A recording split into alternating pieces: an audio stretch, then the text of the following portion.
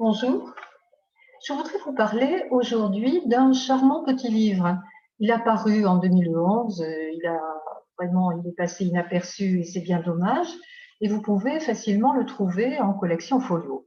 Alors, ce petit livre s'intitule Une langue venue d'ailleurs, et son auteur, Akira Musabishi, comme l'indique son nom, que j'ai beaucoup de mal à prononcer d'ailleurs, son auteur est un japonais. Il écrit ce livre en français et en fait, il nous raconte comment il a appris et aimé le français au point de construire sa vie autour de cette langue. Il commence à apprendre relativement tard, à 19 ans, en 1970, et finalement, il réussit tellement bien qu'il obtient une bourse d'études pour l'université de Montpellier. C'est son premier contact avec la France.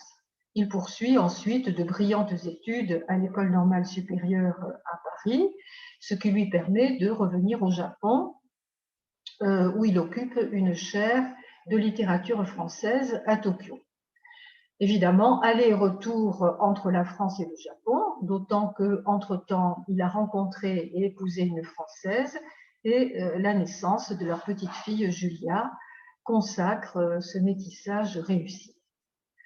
Alors, en entendant cette rapide biographie, vous pouvez vous demander malgré tout ce qu'il y a d'extraordinaire dans cette histoire, car Akira Musabayashi n'est certainement pas le seul à être parfaitement bilingue, il n'est pas non plus le seul écrivain d'origine étrangère à choisir le français pour écrire. On peut penser par exemple au romancier tchèque Milan Kundera, entre autres. Mais sa singularité, c'est de ne pas s'être approprié le français par nécessité, à la suite par exemple d'une émigration, mais vraiment par choix délibéré. Il écrit ces mots: « Mon amour pour le français avait des ailes d'ange ». Alors quand même, à ces mots, je ne sais pas comment vous réagissez, mais il est difficile de ne pas sentir sa petite fibre patriotique titiller. Bon, les Français, nous sommes connus pour être à la fois assez prétentieux, mais pour nous dénigrer nous-mêmes. Et voilà qu'un représentant d'une autre culture nous aime d'amour. Pour un peu, nous en aurions les larmes aux yeux, comme ce jeune thésard de grammaire dont Akira a commencé à suivre le cours à Montpellier. Il nous raconte l'anecdote dans le livre. Ce jeune professeur qui était vraiment passionné par sa matière voit son auditoire se réduire au cours de l'année et au fil de ses cours. Il ne reste que 4 auditeurs, dont Akira. Il en a les larmes aux yeux et il lui fait cadeau d'un grévis, c'est une grammaire extrêmement classique, une grammaire de référence, avec cette dédicace: aux disciples et amis de l'empire du soleil levant, soleil du monde physique, soleil de la connaissance. Alors nous voilà, nous aussi, émerveillés de redécouvrir notre propre culture au travers de l'admiration que lui porte Akira Musabayashi. Les références culturelles sont extrêmement nombreuses dans ce livre. Akira cite aussi plusieurs pages Peggy, surtout Rousseau, qu'il aime particulièrement, et du coup, nous les lisons, nous aussi, avec un intérêt renouvelé. Si un Japonais se passionne pour Rousseau, que certains Français trouvent ennuyeux et dépassé, alors peut-être ce serait bon d'aller y voir nous aussi. Mais l'intérêt de ce livre ne se limite pas là. Et ce que j'ai surtout aimé dans ce livre, c'est que Akira Musabayashi nous amène à examiner le désir qui nous pousse à nous approprier une autre langue. Et c'est en cela que ce livre m'a passionnée. Il vous passionnera peut-être à vous, si comme moi, vous essayez aussi, bien péniblement, d'apprendre finalement une langue venue d'ailleurs. Donc, le récit de son expérience, l'analyse qu'il en fait, est extrêmement intéressante. D'abord, dans son cas, il nous explique que l'amour de la musique a été déterminant.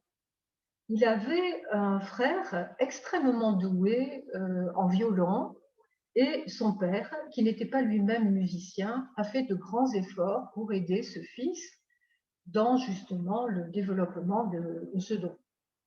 Akira, lui, n'avait pas le même don pour la musique et son père, certainement pour rétablir un peu d'égalité, lui offre un magnétophone. C'est donc avec ce magnétophone que l'adolescent découvre à la fois l'opéra qu'il aime passionnément et aussi les cours de français qu'il peut enregistrer, cours de français que la radio japonaise diffuse à l'époque. Donc, cette expérience, elle est intéressante pour lui à un double titre. D'abord parce que le français, qui est devenu le legs du père, est pour lui la langue paternelle. C'est la langue apprise, c'est l'héritage de son père. Et puis aussi, eh bien, son apprentissage est comparé à l'apprentissage de la musique. Bon, bien sûr, le premier point commun, c'est le travail permanent, acharné, la rigueur quotidienne qu'il s'impose comme un musicien avec son instrument. Ma langue paternelle, dit-il, est devenue un vrai instrument de musique, comme le violon l'était pour mon frère. Mais aussi, la langue procure le même plaisir que la musique. Il goûte, je cite, une certaine manière d'organiser des sons et des rythmes, des intensités, des durées et des silences. Il dit combien il aime apprendre des textes par cœur pour écouter finalement ces textes, pour jouir de leur diction. Bon, est-ce que vous en déduisez que le français est une langue plus musicale que le japonais? Vous savez que nous disons de nous que notre langue est plus claire, qu'elle est aussi plus exigeante, etc., etc. Donc, est-ce que c'est parce que le français serait plus musical? Eh bien, pas du tout, nous dit Akira, le japonais est tout aussi musical, mais, et ça c'est très intéressant, il nous dit que finalement, quand on écoute une langue d'emprunt, on en entend mieux la musique parce qu'on n'est plus uniquement fixé sur le sens des mots. L'apprentissage de la langue rend ainsi sensible à une dimension de la langue qu'on a tendance à oublier, voire qu'on ne sent plus dans la langue maternelle. Notre langue maternelle fait partie de nous-mêmes. Nous sommes bien incapables de nous distancer. Nous sommes incapables de sentir vraiment comment elle sonne, en tout cas comment elle peut sonner à l'oreille d'un étranger. Donc, cette remarque intéressante, Akira aussi l'applique à une autre dimension du langage. Il nous dit que finalement, c'est en apprenant le français qu'il a vraiment senti ce qu'était un texte littéraire. Pourquoi? Eh bien, c'est un peu le même phénomène.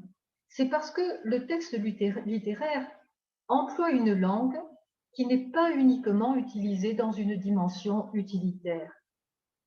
Ainsi, il explique que pour lui, la langue littéraire, et encore une fois, c'est par le français qu'il est arrivé à la langue littéraire, c'est un espace de liberté, et c'est un espace de liberté par rapport à une langue usuelle, le japonais, donc, qui était devenue pour lui une langue de bois. Et ceci, ça a vraiment beaucoup joué dans l'apprentissage d'une langue, dans le choix d'apprendre une langue étrangère. Donc, il explique que dans le Japon des années 68, c'est l'époque où il était étudiant, à l'université, à la suite de la contestation étudiante, eh bien, la langue universitaire était devenue pauvre, répétitive, parce qu'elle était au service des différentes idéologies qui s'affrontaient alors. Même formule, même tournure syntaxique, même vocabulaire. Je le cite. C'était le vide des mots, des gauchistes comme des revenants sur un champ de bataille où gisent des cadavres mutilés, usaient inlassablement de discours politiques stéréotypés à grand renfort de rhétorique surannée. La jeunesse communiste n'échappait pas non plus à cette usure de la langue. Quant à la majorité des étudiants non politisés ou dépolitisés, ils se muraient dans une hébétude satisfaite qui annonçait sans doute le consumérisme bavard des années à venir. Bref, des mots dévitalisés, des phrases creuses, des paroles désubstantialisées. Et il ajoute que, depuis, cela n'a pas beaucoup changé. Donc, changer de langue, pour lui, a été la possibilité d'échapper à cet étouffement. Et donc, c'est assez naturellement que l'apprentissage d'une langue auquel l'avait conduit la musique le conduit à la littérature. La littérature, dit-il, me semblait relever d'un autre ordre de la parole. Une autre langue était là, celle qui se détachait de la fonction répétitive, monétarisée du discours social usé à force de circuler. Donc, à l'université de Montpellier, sous la direction de professeurs auxquels d'ailleurs il rend hommage, il apprend à scruter les détails significatifs d'un texte, les manières insolites, les accidents de langage, et il parvient à comprendre qu'en fait, la lecture d'un texte n'est pas immédiate et spontanée, mais elle se construit. La lecture, dit-il, ne m'avait jamais autant séduit, car j'ignorais tout simplement la vraie lecture, qui est comme une accession progressive à la construction du sens. Et Akira Mizubayashi en donne un brillant exemple en développant une très belle interprétation d'un texte de Rousseau. Mais ce n'est pas qu'un plaisir intellectuel. À chaque instant, il nous rappelle que la satisfaction intellectuelle s'accompagne aussi d'un plaisir de tous les sens.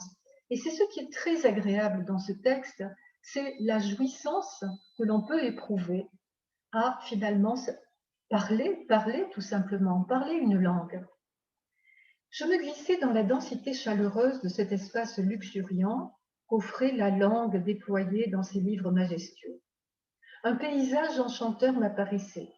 J'en mesurais le volume et l'étendue, j'en épousais la forme arrondie, j'en examinais les coins et recoins, et j'en scrutais les plis et replis. J'en éprouvais enfin, avec tout mon corps échauffé, la dynamique ordonnée, la scansion expressive, le frémissement subtil et exquis. C'était une jouissance bien évidemment intellectuelle, mais en même temps profondément physique et sensuelle. Vous avez remarqué la variété des adjectifs. On ne fait aucun doute sur les compétences linguistiques de l'auteur. Une langue aussi, c'est du rêve. C'est par le français que Akira Mizubayashi rêve de ce qui serait pour lui une femme idéale. C'est la Suzanne de l'opéra du mariage de Figaro. Et sa Suzanne, il la rencontre à Montpellier et il l'épouse.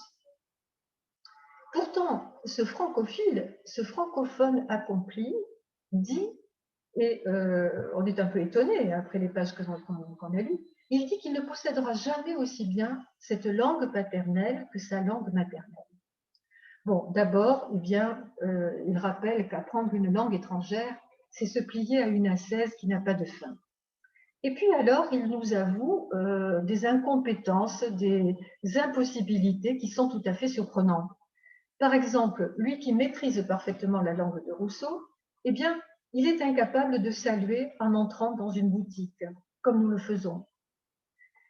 Il est incapable d'employer ces termes affectueux. En français, en grammaire, on les appelle des hypocoristiques, ces petits mots, vous savez, dont on enjolive la langue orale, ma bichette, mon cœur, mon grand, mon vieux. Car tout cela, en fait, entre en contradiction avec l'interlocution propre à la culture japonaise qui repose sur d'autres rapports sociaux. Donc là aussi, Akira Mizubayashi nous rappelle de façon très intéressante que la langue implique une façon particulière d'être avec l'autre. Elle est aussi de l'ordre du corps. Bien sûr, elle est de l'ordre du social, de ce que les sociologues appellent l'habitus. Parler une langue, c'est aussi avoir un certain type de comportement dans son corps, de comportement avec les autres. Enfin, plein de délicatesse et de retenue, il ne se sent pas le droit d'en jouer, comme le fait un Français, d'en jouer avec l'argot. Il ne se sent pas le droit à tant de familiarité. Il nous dit que jamais il ne pourra dire « Ah, j'ai un bordel pas possible dans ma bagnole ». Non, il se sentirait faire preuve, dit-il, d'une arrogance éhontée. Donc, le français, malgré la perfection avec laquelle il le parle et il l'écrit, reste pour lui une langue apprise. Mais par cet apprentissage, il nous dit aussi que finalement son rapport au japonais a changé. Donc, on pourrait se demander si l'apprentissage si poussé d'une langue ou autre ne condamne pas Akira Mizubayashi à rester entre deux langues, entre deux cultures, entre deux identités. Ce n'est jamais très confortable d'être assis entre deux chaises. Et c'est une question qu'on lui pose souvent. Est-ce qu'il n'est pas dénaturé et déculturé? Et je trouve qu'il fait une réponse absolument magnifique. Mais c'est dans un interview. Ce n'est pas parce que je suis née de parents japonais que je dois demeurer japonais pour toujours. Suis-je alors français? Je ne le serai jamais. Mais d'abord, qu'est-ce que cela veut dire au juste d'être français? Cette interrogation peut-elle avoir un sens au-delà de son implication d'identité nationale au sens administratif du terme? Et de l'éloge de notre langue, de notre culture, ce qui est quand même très touchant pour un lecteur français, Akira Mizubayashi passe à l'éloge d'un idéal républicain qu'il dit avoir découvert en France. Beaucoup de choses dans notre existence nous sont imposées de l'extérieur, on n'a pas le choix. Or, l'humanité se révèle précisément dans le choix, dans la volonté de choisir, au-delà de toutes les déterminations naturelles. C'est ça que j'ai découvert en France.